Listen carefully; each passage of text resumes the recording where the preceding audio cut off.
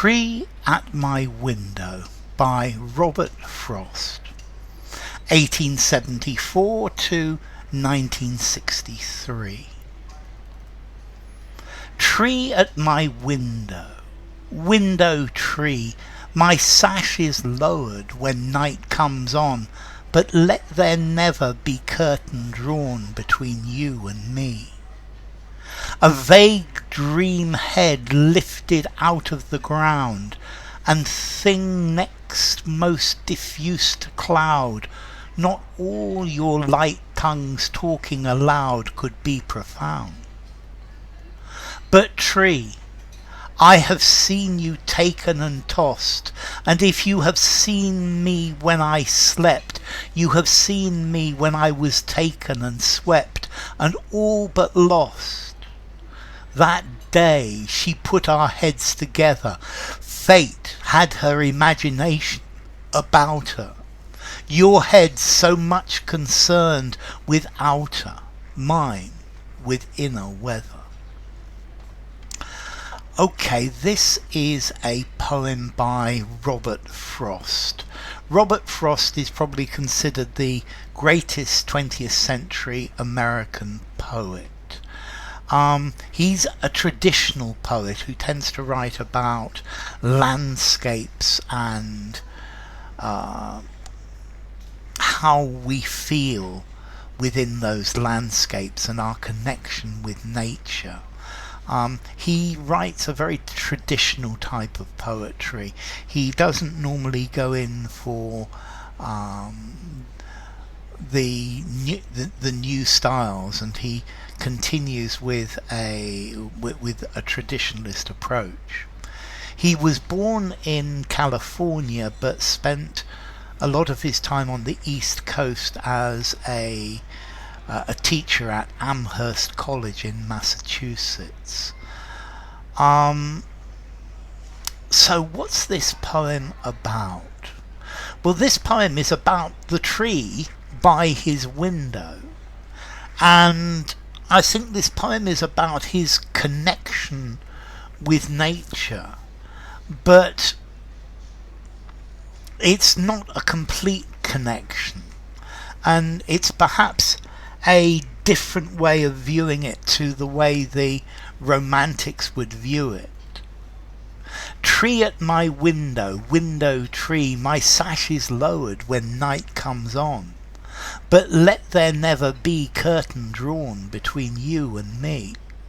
So this tree is there by his window, and during the day the window may well be open, but at night the window is closed. But he never wants there to be a curtain between him and the tree. He always wants there to be this connection to nature.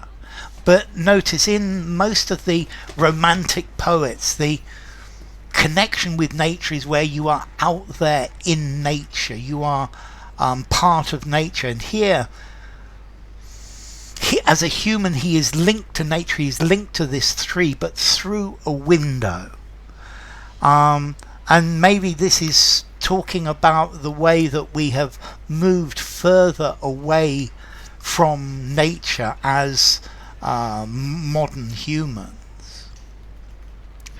Vague dream head lifted out of the ground, and thing next most diffuse to cloud, not all your light tongues talking aloud could be profound. So this tree has its head in the air, it's lifted high from the ground, and the head is something that is there up with the diffuse cloud. But all of the things that the tree says are not profound. The tree is not one of these profound thinkers. This tree is not Aristotle or Plato.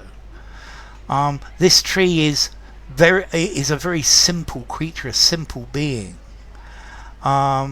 And normally I think in the Romantic poems, nature is the most all-knowing, the most intelligent. Here, the tree, It's something that is out there. It is as another part of nature. But tree, I have seen you taken and tossed. So, but tree, I've seen you when there is a storm, when the wind is blowing, when the winds are blowing, when you are tossed backwards and forwards by the storm and the winds. And if you have seen me when I slept, you have seen me when I was taken and swept, and all but lost. So, if you see me when I'm asleep, you will see me when I've been swept up. I've been treated by the storms of life, and maybe all but lost. If it hadn't been for my connection with you, tree, perhaps I would have been completely lost. So the tree is something to keep him anchored to nature, to keep him anchored to the real ground. That day she put our heads together. Fate had her imagination about her. So now he's talking about fate, and I think he's saying that it was fate that brought me and this tree together. And it was quite an imaginative thing for fate to do, because the two of them are connected. Your head so much concerned with outer, mine with inner weather. So you, tree, you are connected with the storms, with the rain, with the weather outside. And me, I'm connected to the storms of being human, the storms of human life, the storms of being part of the human race. So we are both linked through the storms that we go through, but these are different types of storm, and we weather these storms in different ways, in different types of way. And yes, he's saying there is a connection between him and this tree, that without this connection he would be lost. But the tree is not some supreme thinker, some supreme being. Tree is part of his life, and this tree weathers the storms of life like he weathers the storms of being human. And they're both taken and tossed, but by different things, despite the fact that the tree is not a profound thinker.